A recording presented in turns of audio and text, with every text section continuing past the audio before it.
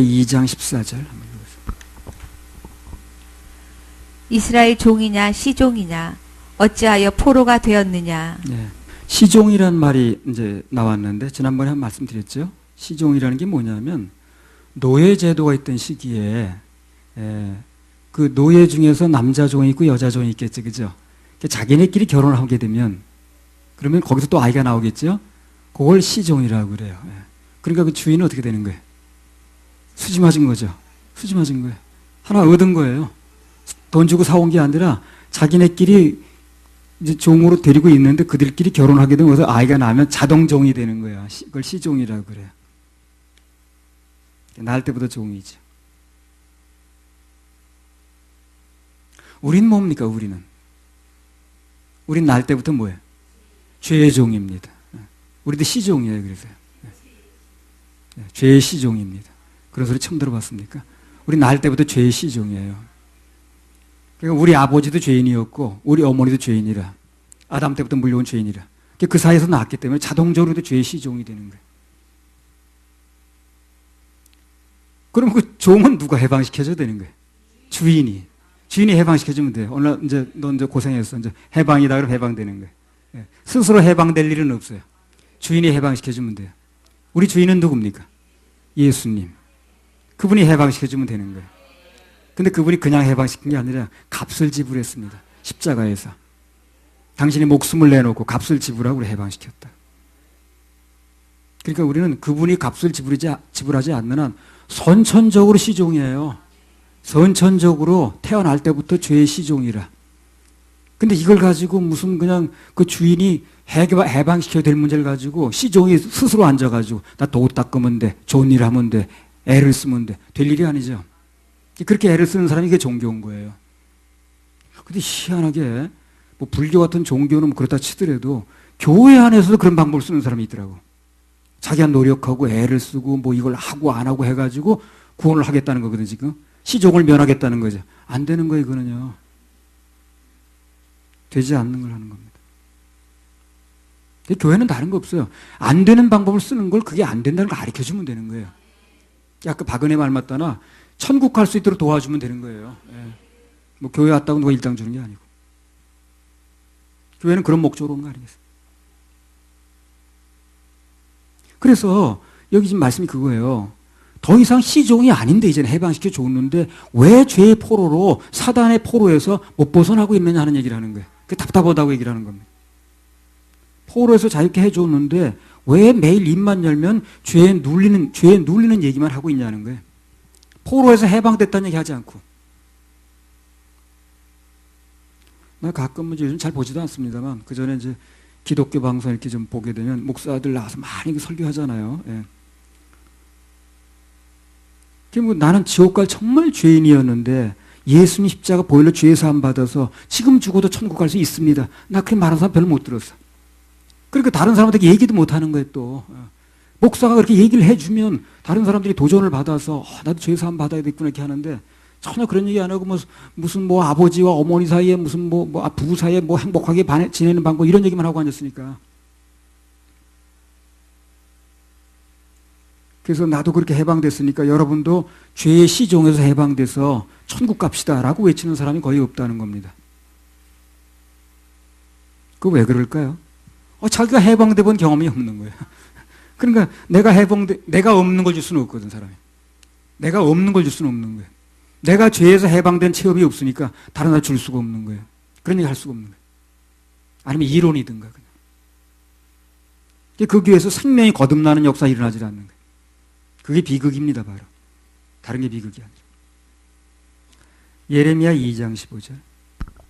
어린 사자들이 너를 향하여 부르짖으며 소리를 날려 내 땅을 황무케 하였으며 내 성읍들은 불타서 거민이 얻게 되었으며. 이건 원래 이 기록할 때 그 배경은 이스라엘의 그 적국인 그 아시리아. 이스라엘을 쳐들어왔던 과거 모습을 가리키는 건데 이게 어린 사자들이 그걸 가지고 어린 사자들이 너를 향해 부르짖는다 이렇게 표현했거든요. 오늘날로 바꿔서 말을 해야 되겠죠, 이게. 그 당시에 있던 말만 가지면 뭐 우리가 해당이 없으니까. 오늘날 바꿔서 적용을 하면 우리가 복음과 구원의 확신이 분명히 서 있지 않으면 온통 밖에서 부르짖는 소리가 들립니다. 겁나는 소리만 들려요. 확신이 서 있지 않으면. 그러니까 맨날 두려우니까 맨날 무슨 그냥 회개한다고 그러고 그냥 뭘 한다고 그러고 전전긍긍만 하지 과감하게 내가 죄로부터 해방됐다는 얘기를 못 하는 거예요. 나 그 전에 그 아는 친척 한 사람 다니는 교회는 교인들끼리 모이면 그런 얘기를 한대요. 예를 들면 이제 집사님, 나는 아침에 눈 뜨기가 싫어요. 예. 왜 눈 뜨기가 싫습니까? 눈만 뜨면 회개할 일이 생기는데, 눈만 뜨면 죄를 짓는데, 이거 내가 오늘 눈을 뜨면 무슨 죄를 질지 몰라가지고 회개를 또 해야 될 생각하니까 눈 뜨기가 싫단다니. 그게 무슨 신앙생활이냐고. 그렇죠? 그게 무슨 신앙생활이야? 예수 그리스도가 십자가에서 우리 죄를 해결하신 거. 이게 선포돼야 되잖아요. 이걸 누려야지. 그래야 신앙생활이지. 그걸 맨날 다 회개할 게 두려워가지고 눈을 못 뜬다는 그게 무슨 신앙생활이냐고. 예수님 왜 죽었는가 그래 십자가에서. 로마서 8장 1절이죠. 그건 예수님의 죽음을 헛되게 만드는 겁니다. 그러므로 이제 그리스도 예수 안에 있는 자에게는 결코 정죄함이 없나니 이는 그리스도 예수 안에 있는 생명의 성령의 법이 죄와 사망의 법에서 너를 해방하였습니다. 그래요. 죄와 사망의 법에서 너를 해방했다. 원래 법은 법으로 이기는 거예요. 무슨 법이 하나 있지 않습니까? 그 법을 누르려면 상위법이 나오면 되는 거예요. 그렇죠? 신법이 나오든가. 그 구법이 있었는데 율법에 의한 그런 게 있었는데 예수 그리스도가 새로운 법을 내놨다는 거예요. 이 법이 법을 누르는 거예요. 그럼 어떤 법에 적용을 받아야 됩니까? 구법을 받아야 돼? 신법을 받아야 돼? 신법을 받아야죠. 당연히. 신법을 받아야죠. 왜 구법을 가지고 자꾸 얘기를 하느냐는 거예요. 시대가 바뀌었는데. 신법이 나왔다는데 지금. 그래서 구법 가지고는 살릴 수가 없으니까 허다못해 돼지고기 한 점만 먹어도 지옥 갈 줄이야 그게. 율법을 어긴 거니까. 안 되는 거예요 사람이. 그래서 모든 법을 다 해결받고 해결해 놓으시고 믿기만 하면 되는 법, 신법을 만들어 놓은 거예요. 그 법을 믿으면 되는 거예요. 그러면 이제 그리스도 예수 안에 있는 자는 결코 정죄함이 없나니 이제 새 법이 왔다는 거예요. 그리스도 예수 안에 있는 생명의 성령의 법이 신법이 죄와 사망의 법, 구법에서 너를 해방시켰다는 거예요. 신법을 믿으면 되는 거예요. 내가 처음에 이제 교회 개척하니까 교회에서 그걸 하나 샀거든요. 충주 있을 때 봉고차. 근데 그 당시 봉고차가 1차로를 다니지 못할 때예요. 그럼 맨 이제 화물차 뒤만 쫓아가야 되는 거예요. 그러다가 화물차 뒤에 쫓아가다 언덕 같은 데서 이제 답답해서 못 쫓아가잖아요. 그럼 답답하니까 1차선으로 추월하려고 접어들자. 딱 그 자리에 장사될 만한 서 있는 교통수령이. 그래서 이리 오라고. 딱 그 자리에 서 있더라고. 출발할 수밖에 없는 자리에. 그러니까 차선 위반하셨습니다. 면허 벌금 여기 갈 수밖에 없는 그러면 듣지도 않아 그런 거. 예. 그런 거 들어가서 장사가 되겠어. 근데 어느 날 신문에 뭐가 나왔냐면 오늘부터 봉고차도 1차로 가도 됩니다 하고 법이 해방된 거야. 야, 그래가지고 내 친교회가 어디 가는데 너무너무 좋은 거야. 그 해방이 그런 거더라고 바로. 예. 그 해방이 됐으면 누려야지 그러면. 해방시켰다고 누려야지. 그래 그날은 그냥 교통수경 봐도 검도 안 나 이제. 해방됐다는데 뭘. 그래가지고 그냥 유유자적하게 1차로로 가는 거야 이제. 근데 아직도 해방이 됐다는데도 그걸 겁이 나가지고 그냥 그 화물차 뒤만 쫓아가고 있으면 그게 잘못된 거죠. 그 시기라 지금 죄에서 해방을 시켰다는데 예수님이 왜 그걸 못 누리고 맨날 무슨 죄 주면 지옥 간다고 그러고 뭐 받은 구원 잃어버린다 이러고 앉았냐니까. 그거는 뭐가 잘못된 거예요 지금 내볼 때. 해방시켰다고 그래서 해방의 그 감격을 누려야지. 일제시대에 해방됐으면 일본법이 지금 통하지 않잖아요. 일본법을 가지고 지금 계속 하면 안 되는 거지. 해방됐습니다. 그쪽이잖아요. 그러므로 이제 그리스도 예수 안에 있는 자에는 결코 죄를 정하지 않는다는 거예요. 이는 그리스도 예수 안에 있는 생명의 성령의 법이 예수 믿으면 살아나는 법이 죄와 사함의 법 율법에서 너를 해방시켰다. 예레미야 2장 16절 17절. 놋과 다바네스의 자손도 내 정수리를 상하였으니 내 하나님 여호와가 너를 길로 인도할 때에 내가 나를 떠남으로 이를 자취함이 아니냐. 네. 그러니까 사방에서 대적들이 달라들어서 내 정수리를 상하게 할 때 그것도 다 이유가 있다는 거거든요. 정수리 여기죠. 여길 말하는 거죠. 그 이유가 뭐냐면 하나님께서 우리에게 바른 길을 인도하실 때 그 바른 길을 인도하실 때 따르지 않고 아멘하지 않고 그분을 떠나서 그렇다는 겁니다. 그러면 떠나서 그런 게 이유라면 해결되면 어떻게 하면 됩니까? 돌아오면 돼요. 돌아오면 됩니다. 돌아오는 가장 좋은 방법이 뭡니까? 예배 회복하는 겁니다. 예배가 살아있어야 되는 거예요. 이 신앙생활에 가장 중요한 게 두 가지 꼭 뽑으라고 그런다면 첫째는 구원이고 구원된 사람은 예배가 살아있어야 돼요. 예배만 회복되고 예배만 살아있으면 다 해결됩니다. 예배의 모든 걸 걸어야 돼요. 그래서 기분이 안 좋아도 예배 드려야 되고요. 뭐 부부싸움을 했어도 예배 나와야 됩니다. 기분 나빠가지고 그래도 예배 나와야 돼. 그러면 그날 다 해결이 됩니다.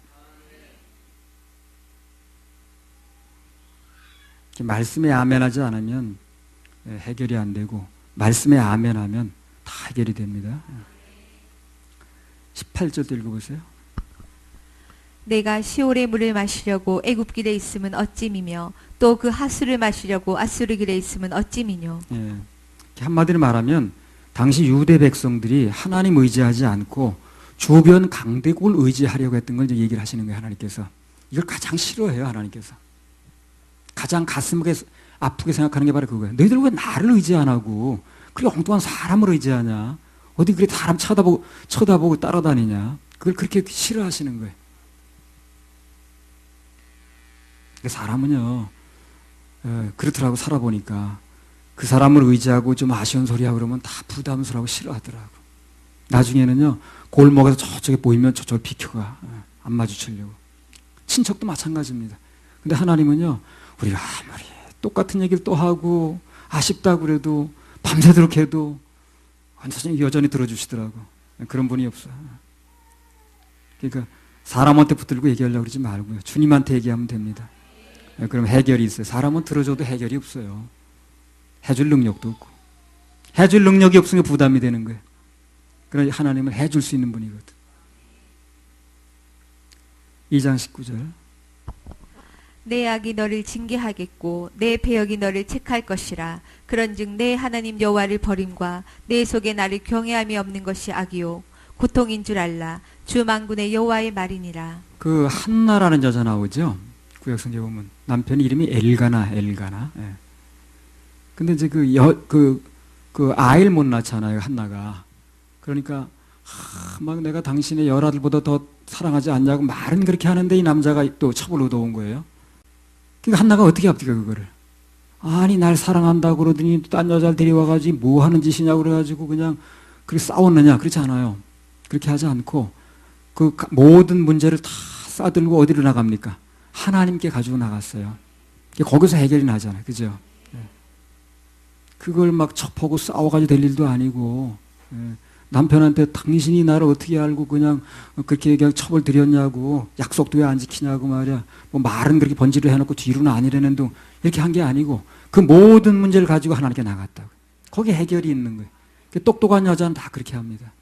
똑똑한 남자도 그렇게 합니다. 하나님께 가지고 나가야 돼요. 그리고 거기 해결이 있습니다. 그러니까 주님께서 다 해결하시고 심령의 평안도 주시고 돌아오니까 아이 낳게 됐죠. 그것도 삼남이녀나 또 자그만치. 그러니까 믿는다는 게 그런 거 아니겠어요? 모든 문제를 하나님께 가지고 나가는 게 믿는 거 아니겠어요? 구원 문제뿐만 아니라 모든 인생의 문제를 그분께 가지고 나가는 게 믿는 게 아니냐고. 내 걱정 내가 하고 앉아서 믿는 게 아니지 그거는. 그럼 말만 예수 믿는다고 그러는 거지 내가 나를 믿는 거예요. 내가 나를 믿으니까 나 한계가 많거든. 걱정만 늘어지는 거예요. 예수 믿는 사람 걱정이 있을 수가 없어요. 내가 나를 믿으니까 난 한계가 있잖아요. 안 되는 일이 더 많거든. 그게 걱정이 오는 거거든. 예수 믿으면 전능하신 분이죠. 그게 걱정이 없는 거예요. 그래서 걱정거리가 넘치고 염려거리가 넘칠 때는요. 그걸 한번 물어보세요 스스로. 내가 지금 누굴 믿고 앉았나? 예수 믿는 건가? 내가 나를 믿는 건가? 그리고 예수 믿는 사람은 남이 평가에 들이 너무 민감할 필요가 없어요. 그냥 뭐 평가에 민감해가지고 누가 나를 어떻게 보는가, 누가 우리를 어떻게 얘기를 하는가 그런 거 그렇게 생각해서 여기까지 오지도 못했어요. 주님만 바라보면 됩니다. 남의 평가에 민감하지 마세요. 남의 평가에 민감하게 되면 어떻게 되는 줄 압니까? 그 사람에게 내가 지배를 당해요. 그렇죠? 지배당하는 거죠. 그 사람 평가에 의해서 내가 좋아지기도 하고 기분 나쁘기도 하면 지배당하는 거죠. 그럼 그 사람의 지배를 당하면 무슨 문제가 생깁니까? 하나님의 지배를 받을 수 없다는 거예요. 그게 문제인 거예요. 그렇죠? 우리 하나님의 지배를 받아야 되잖아요. 그런데 그 사람 평가에 민감해지는 순간 그 사람 지배를 받는 거예요. 그 사람 지배를 받게 되면 하나님 평가를 못 받는, 하나님의 지배를 못 받는 거예요. 그럼 문제죠, 그거예요. 결국 우리 믿는 사람들이 하나님 지배를 받아야 되는데, 그래, 뭐가 돼도 되는 건데, 사람 지배를 받게 되는 거예요, 결국에. 그 평가에 민감하면 안 되는 거예요. 근데 나는 별 소리를 누가 다 해도 그 사람 평가에 민감하지 않아요. 그런데 그 사람 지배를 받게 되는 거예요. 그 사람 지배를 받고 내가 울고 일희일비 하는 동안에 하나님 지배가 떨어져 나가는 거예요. 안 되지, 그러면. 그럼 주의 종이 아니잖아. 평가에 민감할 필요가 없어요. 다른 사람이 뭐 어쩌고 하는 거예요. 거기 너무 신경 쓸 필요가 없다. 내가 옳다 하면 하나님 앞에서 그대로 밀고 나가면 됩니다. 그렇게 말씀하신 분이 책임지는 거예요. 한번 더 읽어보세요. 예레미야 2장 19절. 내 악이 너를 징계하겠고 내 패역이 너를 책할 것이라. 그런즉 내 하나님 여호와를 버림과 내 속에 나를 경외함이 없는 것이 악이요 고통인 줄 알라. 주 만군의 여호와의 말이니라. 여기 보면 내 속에 나를 경외함이 없는 것이 악이요 고통인 줄 알라, 이렇게 말씀하셨습니다. 진짜 고통은 뭐냐면, 진짜 악은 하나님을 경외치 않는 거예요. 예배에 실패하는 겁니다. 그게 진짜 고통이고 진짜 악이에요. 그러면 모든 고통은 예배에 성공하면 해결됩니다. 이 예배가 얼마나 중요한지 몰라요. 우리 교인들 감사한 게 뭐냐면, 예배 필요 없이 빠지는 사람 없어서 제가 감사해요. 다른 교회는요, 무슨 재적교인, 출석교인 다 달라요. 재적교인은 뭐고 출석교인은 뭐냐니까, 우리 교회 재적은 예를 들어 100명이면 출석은 한 50명 헌데. 그건 잘못된 거죠. 재적교인하고 출석교인은 똑같아야 됩니다. 그렇죠? 재적교인이 100명이면 출석도 100명 해야 되는 거예요. 피차 무슨 근무 때문에 빠져서 한두 명 빼놓고 다 나와야지. 무슨 재적교인하고 출석교인하고 다를 필요가 뭐 있나. 재적교인, 출석교인을 나누는 자체, 나눌 필요 없는 거 나눠가지고 문제되는 게 많아, 그래서. 재적교인, 출석교인을 나눌 필요 뭐 있나. 출석이 재적이지. 재적이 출석이고. 어디서 없는 사람을 길거리 꼬다 놓을 수는 없지만, 있는 사람은 다 나와야지, 그러면.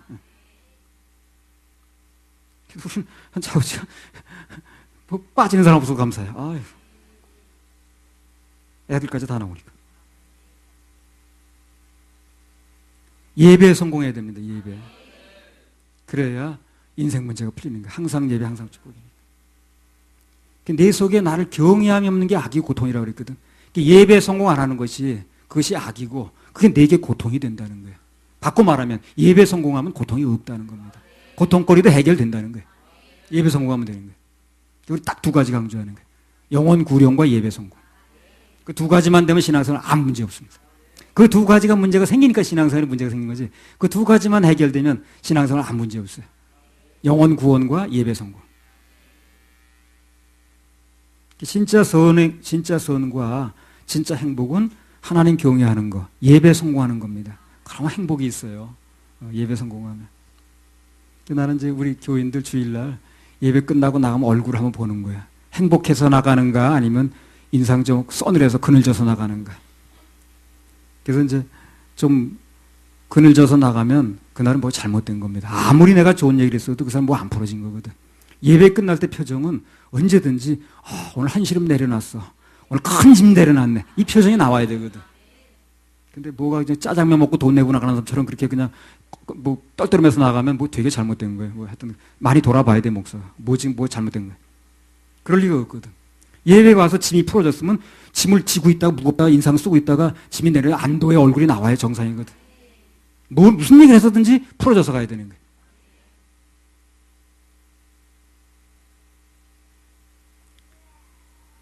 그래서 뭔가 고난을 통해서, 병을 통해서, 뭐 아픔이나 이런 걸 통해 가지고 뭐 사업이 뭐 어려웠다든가, 그래서 그런 걸 통해서 내가 예배를 성공하게 됐다, 그런 경우가 생긴다면, 내가 정말 고난을 통해서, 너무 어려움을 통해서, 아니 병들어서 그것 때문에 내가 하나님께 매달리는 법을 알게 됐고 예배에 성공하는 길 배웠다 그런다면, 그 병을 통해서, 그 고난을 통해서 진짜 고통이 멈춘 겁니다. 그걸 아셔야 돼요.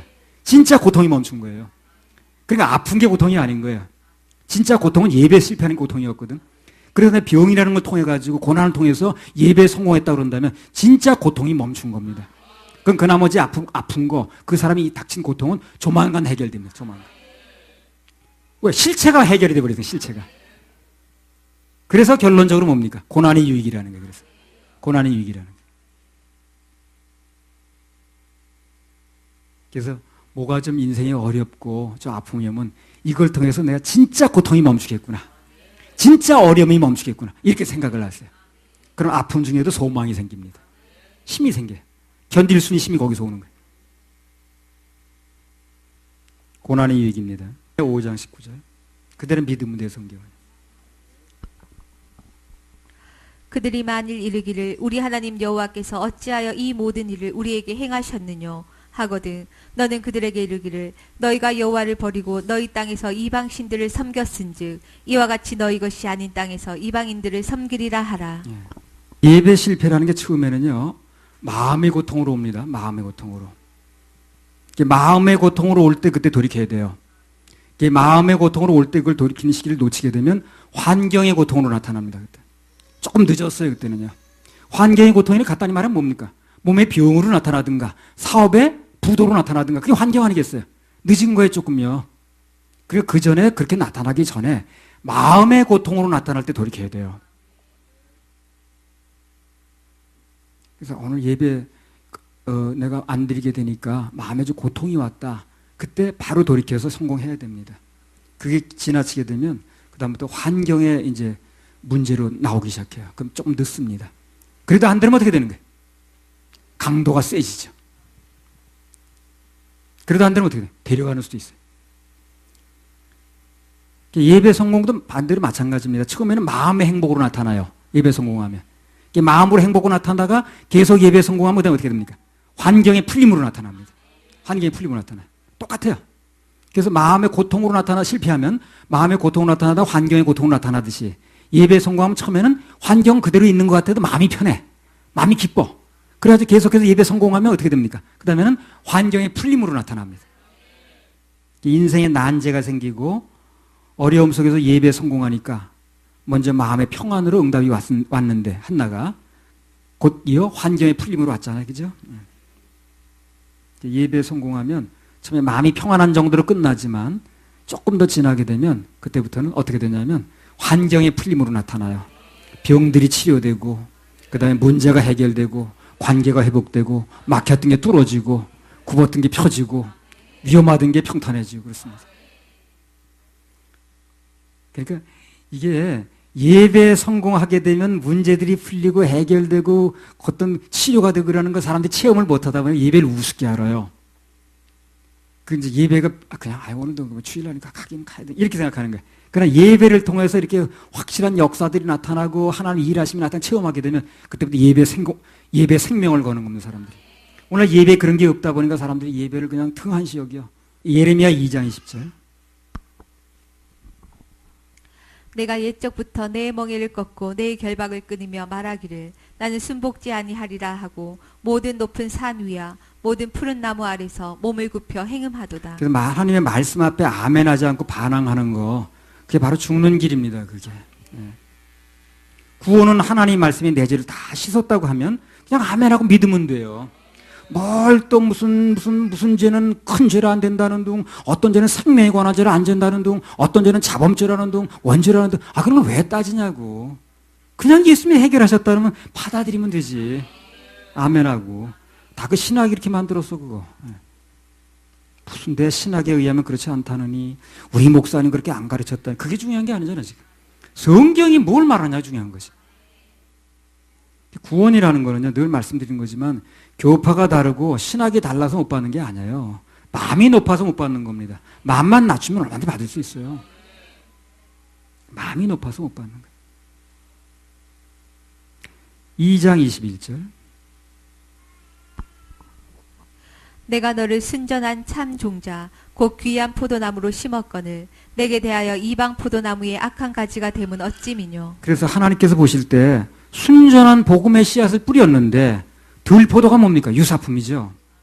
포도 모양을 하고 있는데 포도가 아닌 거예요. 왜 어떻게 유사품이 나왔냐는 거예요, 지금. 이게 문제입니다. 모양은 겉으로 돼 있는데 속으로 보면 아닌 거예요. 아주 마음 좋게 잡아도 90%가 아니더라고. 난 이렇게까지 아닌 사람이 많은지 몰랐어. 그러니까 아닌 게 정상인 줄 아는 사람들이. 그러니까 하나님께서 보실 때 분명히 분명한 복음의 씨앗을 뿌렸는데 왜 들포도가 나왔냐는 거예요. 먹을 수 없는 포도가 나왔냐. 유사품이 나왔냐는 거죠. 그게 가장 가슴 아픈 겁니다. 그래서 뭔가 영적으로 돼 있는 사람들은 유사품이 그렇게 가슴이 아픈 거예요. 우리는 어떻게 해서든지 유사품을 만들지 말아야 됩니다. 그 사람이 목사인지, 그 사람이 집사인지, 그 사람이 장로인지 이게 중요한 게 아니에요. 유사품이 나오지 말아야 돼요. 겉으로 멀쩡한 것 같은데 속으로 점검해보면 아닌 거예요.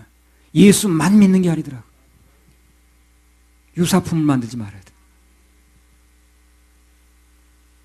예레미야 2장 22절.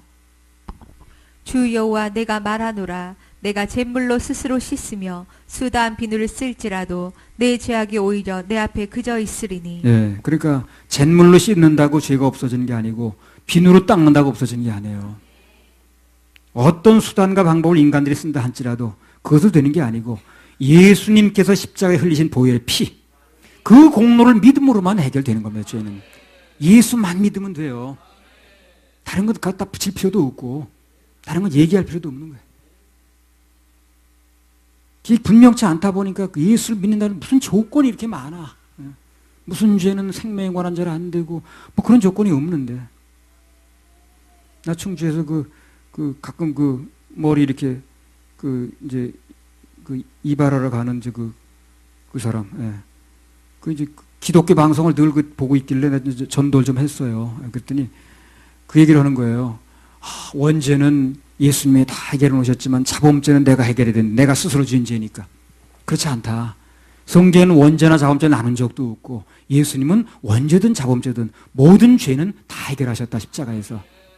아니래. 자범죄는 내가 해결해야 되는데. 그건 누가 그렇게, 그 사람 누구한테 가르친 거거든, 누가. 그죠? 그 사람 누가 그렇게 가르친 거라고. 누가 가르치냐. 충주에서 제일 근교의 목사님이 가르쳤대. 그걸 또 계속 주장하고 있더라. 그래서 제일 근교의 목사가 어쨌든 그게 중요한 게 아니고요. 예수님이 십자가에 다 해결하신다는 거예요. 그걸 믿는 게 중요합니다. 그럼 자범죄에 관한 한 내가 내 하나님이네 그러면. 내가 나를 해결해야 되니까. 그럼 하나님 둘 생겨버렸네. 안 되죠. 하나님은 한 분입니다. 예수만 믿으면 돼. 예수만 믿으면 구원 받는 건데 간단히 말해서 예수만 믿지 않고 나를 믿는 거예요. 내가 해결해야 된다 그러니까. 그게 문제인 거예요. 난 그렇게 가르친 사람은 나중에 어떻게 그걸 책임질는지도 모르겠네. 사람들 지옥 가게 되면 그거